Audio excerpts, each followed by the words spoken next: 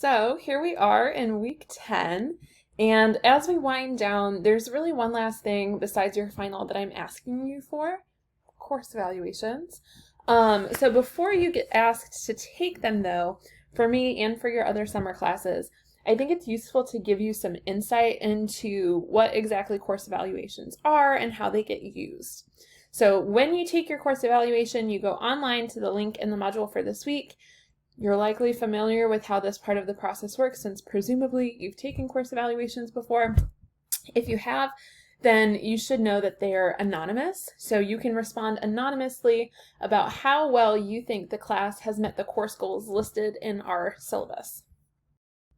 Our first goal was to create and complete research projects. You've had 4 of these assigned, so in my perspective, that's been done. Next, aligning research questions with appropriate research methods. You did that in the first project. So you asked a research question, and then you did the research to find sources. Next, we're thinking about whether or not you employed critical thinking in evaluation, speculation, analysis, and synthesis. You were given opportunities to do that, in my view, when you wrote your annotated bibliography, and further when you wrote the research paper. Our next goal was to use a variety of strategies to gather and organize information appropriate for the context and persuasive to the intended audience. You've had an audience assigned for every project, and we've talked about ways for you to reach your audience effectively. We've also practiced gathering different types of research, like primary and secondary sources. Did you use the university library to further your research agenda? You had the Search Smart tutorial early on in the course, so that's how I see us meeting that goal. Next, we look to see if you used various style elements in a rhetorically effective manner. We talked about voice and ways that you could bring your voice into writing. Those elements of voice were there for you to use and evaluate in your own writing.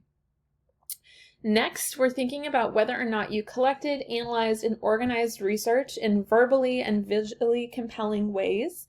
Really, this concept is getting at multimodality, which you accomplished with the third project. Finally, we're thinking about whether or not you took initiative for the development and completion of individual and joint research projects. If you completed literally a single project, you achieved this goal. Joint research projects are a little more challenging to navigate in an online course, but I tried to build in chances for you to collaborate still through discussion boards and through the peer review assignment where you were supposed to visit the writing center. So you've evaluated the ways in which we've met the course goals, and you've completed your course evaluation. Now what? Well, I have to wait until after final grades are completed, and then I get to see the anonymous feedback. So just to be clear, no professor can see whose response is whose. The only way you could be identified is if you include identifying information in a comment, and you are certainly not expected nor encouraged to leave identifying information in a comment. Some professors choose to wait to read their course evaluations, some don't. Personally, I wake up and check them first thing in the morning after they're made available for us. I love to see feedback from my students, and I'll be especially interested this time around because it's my first time teaching an online class like this. So I want to know the ways that I can make it a better experience for you. Like the video last week talked about, when you leave feedback, you should also be conscious that you're talking to a real person. I'm also not the only person who sees my course evaluations.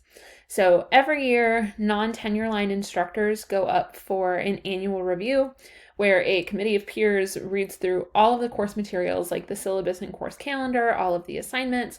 Those all get reviewed, and then the committee goes through all of the course evaluations.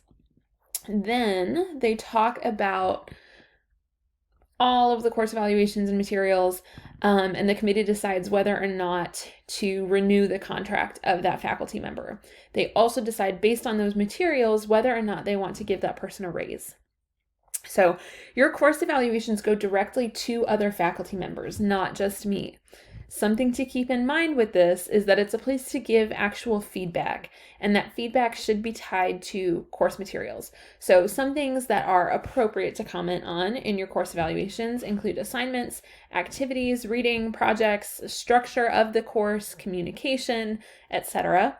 Some things that are not appropriate to comment on, which, believe it or not, I need to specify because they've ended up in my course evaluations, are any comments that you have about me personally. Making comments about my body, my face, my voice, not appropriate.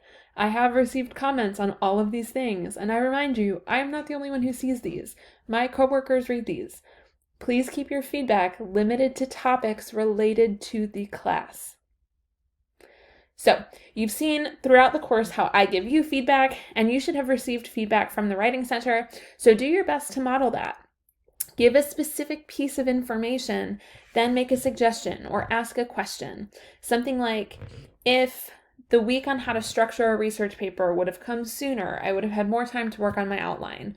Or, I really loved the Anne Lamott reading because it gave me validation that even experienced writers have bad first drafts. Give something specific and then say what the effect of that specific thing was. So, now that we've covered all of that, I ask that you please take the time to fill out the course evaluation for this class. You help me become a better teacher, and I appreciate getting to hear your honest and thoughtful feedback. So if you have any questions about course evaluations or how they get used, please feel free to reach out and let me know.